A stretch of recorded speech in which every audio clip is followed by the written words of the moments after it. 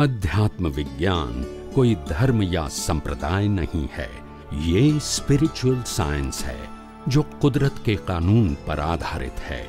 ये विज्ञान पूरे ब्रह्मांड के सभी रहस्यों को उजागर करता है और जीवन के सभी पहलुओं को समझने के लिए एक नई दृष्टि देता है। इसी को आर्ट ऑफ विजन कहते हैं, दुनिया को देखने की एक नई दृष्टि, जो अध्यात्म विज्ञानी परम पूज्य स्वामी श्री कमलेशानंद जी के निर्देशन में सनातन सत्य का अनुसंधान कर हमारे जीवन को प्रकाशित करे। जय सच्चिदानंद। भारतवर्ष के इतिहास के अंदर सदियों से हम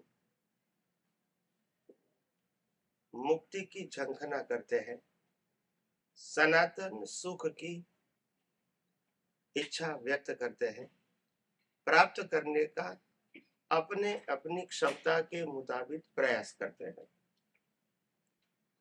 और सभी जीवों को सच्चा और सनातन सुख चाहिए और परमानेंट फ्रीडम चाहिए।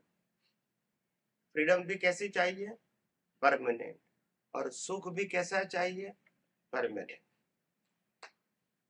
और इसी सुख और फ्रीडम के प्रयास के लिए हम कहीं अवतारों से प्रयास कर रहे हैं।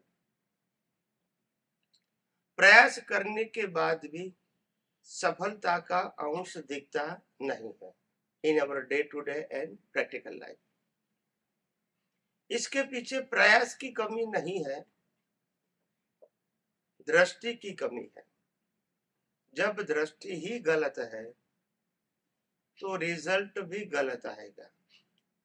प्रश्न आंखों का नहीं है, प्रश्न ग्लास का है। मेरे को दुनिया लाल देखनी है तो आंख और दुनिया को लाल करने की जरूरत नहीं है, ग्लास को लाल करने की जरूरत है। हम दुनिया को लाल करने का प्रयास करते हैं या आंखों को लाल बनाने का प्रयास करते हैं, वो प्रयास ही गलत है।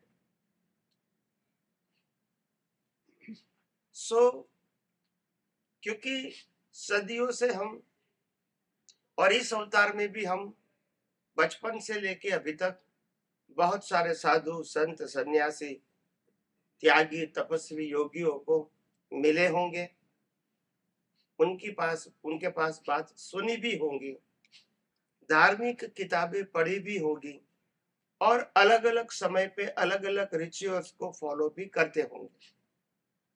मगर ये सब कुछ करने के बाद भी हम जिस मकसद से जिस रिजल्ट को पाना चाहते हैं वो हम नहीं पा सकते।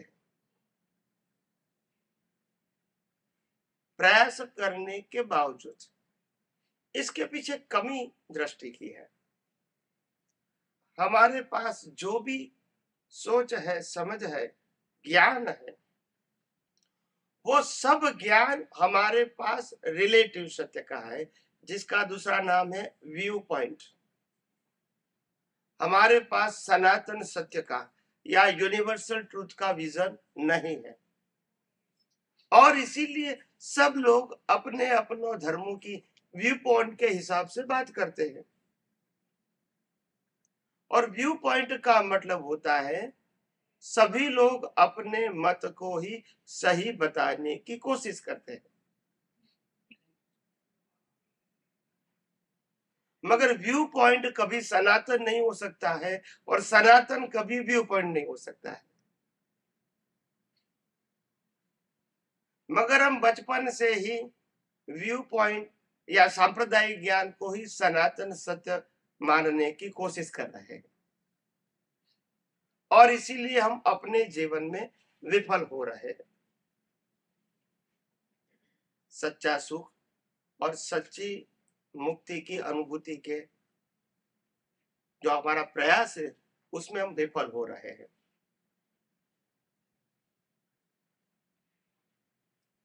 वास्तव में हम अपने जीवन में सुख पाने का प्रयास तो जरूर करते हैं अलग अलग दृष्टिकोण से, मगर हमको ये नहीं मालूम कि हम जहां प्रयास करते हैं थ्रू दिस 5 सेंसेस, 5 ज्ञानेंद्रियों से सुख पाने का जो प्रयास करते हैं, क्या उस चीजों में सुख देने का स्वभाव है या नहीं, वो हमको नहीं मालूम।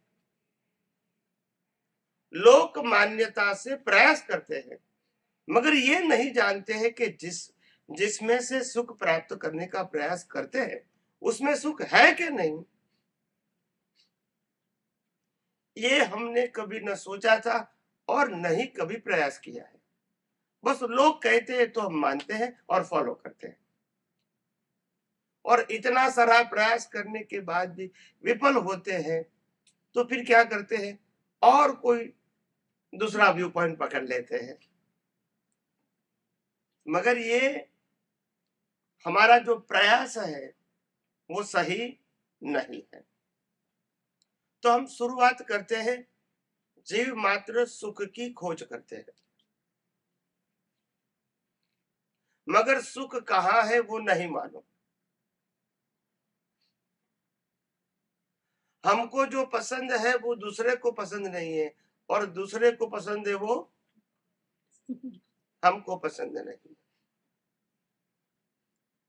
हम जो खाने की चीज में सुख मानते हैं दूसरे व्यक्ति वो नहीं मानती है, तो ये खाने की चीज का स्वभाव नहीं है, हमारी बिलीफ है। स्वभाव का मतलब not require my own belief. अगर मैं सबको एक एक स्पून शुगर दे दूं, शुगर, और सबको एक ही प्रश्न करूं कि आपको टेस्ट कैसा लगा, तो सबका उत्तर एक होगा या अलग अलग? एक अलग अलग होगा। स्वीट मैंने टेस्ट कहा है। टेस्ट का मैं आप शुगर खा के ऐसा बोलते कि मेरे को स्पाइसी अनुभव हुआ, सॉल्टी अनुभव हुआ, बोलेंगे? लेवल मैं लेवल का प्रश्न नहीं पूछा है, मैंने टेस्ट का पूछा। सबका टेस्ट एक ही होगा कि अलग अलग? एक ही होगा। तो वो बिलीफ है या नेचर ऑफ द शुगर है? नेचर। जब उनका नेचर है तो मेरे बिलीफ की जरूरत नहीं। मगर हम संसार में जो सुख दुख मानते हैं वो तो हमारी बिलीफ है, उनका नेचर है। जैसे खाने में सुख मानते हैं, खाने की चीज कहती है कि मेरा स्वभाव सुख देना है, हमको पसंद है तो हमको सुख लगेगा, दूसरे को पसंद नहीं है तो नहीं लगेगा, क्योंकि उनका स्वभाव सुख देना नहीं है। खाना वो पेट की पूर्ति करना, भोजन की पूर्ति करने का साधन है, वो सुख का साधन, मगर हम मानते हैं उसमें सुख है। ये कपड़े पहनते हैं, हमको लगता है कपड़े पहनने से हमको हैप्पीनेस फील होती है, मगर कपड़े का स्वभाव हैप्पीनेस देना नहीं है, हमारी बिलीफ है। यही कपड़ा दूसरे को पसंद, हम जो आंखों से देख के आनंद अनुभव करते हैं दूसरा नहीं करते हैं। एक ही व्यक्ति एक देखते हैं तो उनको राग होता है, दूसरे को आप समझे कि नहीं? It's individual matter. व्यक्ति का स्वभाव राग द्वेष देना नहीं है, आपकी दृष्टि से वो राग और द्वेष होता है। हर बात में व्यू पॉइंट है, यूनिवर्सल ट्रूथ, सनातन सत्य नहीं। आप समझे? कई लोग समझते हैं कि पैसे में तो सुख है, ज्यादातर लोग यही समझते हैं ना,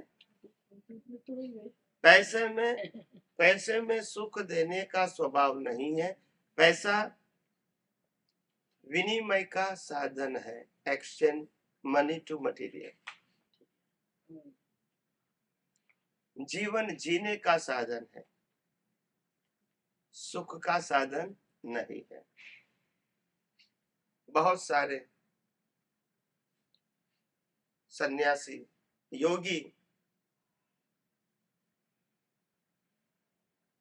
जो अकिंचन है, कभी पैसे को स्पर्श भी, फिर भी वो तो हमारे से ज्यादा सुखी है। या सुनो, मैं सभी साधुओं की बात नहीं करता हूँ, जो प्योर है उसकी बात करता हूँ। तो कहने का मतलब ये है, पैसा जीवन जीने का विनिमय का साधन है, सुख का साधन।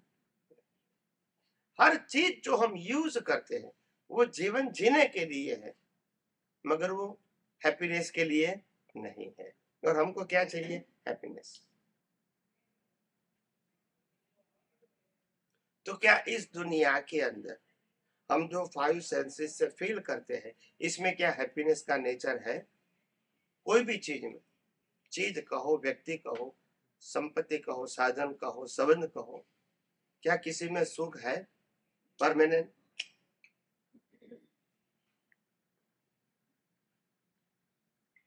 तो फिर प्रश्न उठता है, आखिर सुख है या नहीं परमानेंट? तब ज्ञानी भगवंत फरमाते हैं, परमानेंट सुख है, मगर वो आत्मा में है और वो आत्मा का स्वभाव है। आत्मा ही अनंत सुख वाला है और वो उनका नेचर है। क्या है? Nature of the soul is happiness, like a nature of the sugar is sweetness. समझ में आया? तो आत्मा के अलावा कोई भी चीज में से सुख प्राप्त करने का प्रयास करोगे तो सफलता नहीं मिलेगी। ये बहुत नेचुरल है। इसमें कौन किसको मानता है वो सब्जेक्ट नहीं है। जब बिलीफ की बात आती है तो सुख नहीं है, इट्स इंडिविजुअल मैटर। जब नेचर की आती है तो फॉर ऑल। मगर कई सारे लोगों को प्रश्न उठता है कि चलो आत्मा में सुख है, हम मान भी ले, मगर आत्मा है उसकी साबिती क्या है? कैसे हम माने? किताब में लिखा है, प्रवचन में सुना है, उपदेश से सुना है, ये बराबर है, मगर हम माने कैसे लॉजिकली?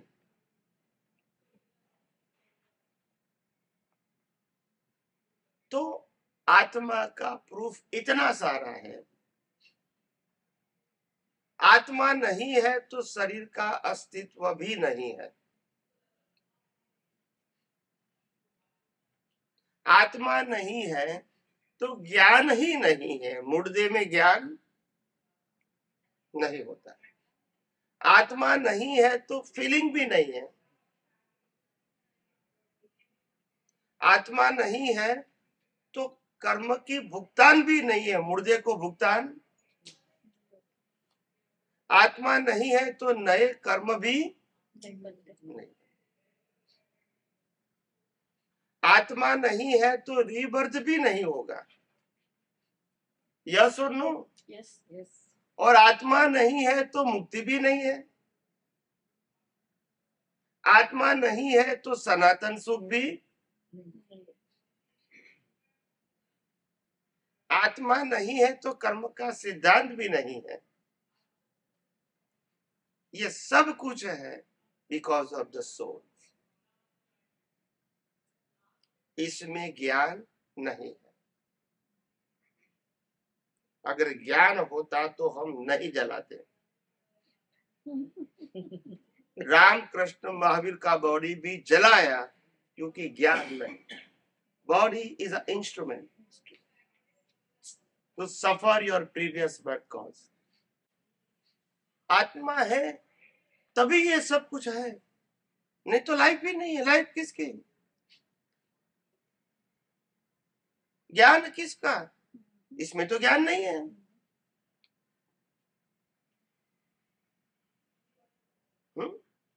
अज्ञान कहो, ज्ञान कहो, विज्ञान कहो, because of soul, not because of body.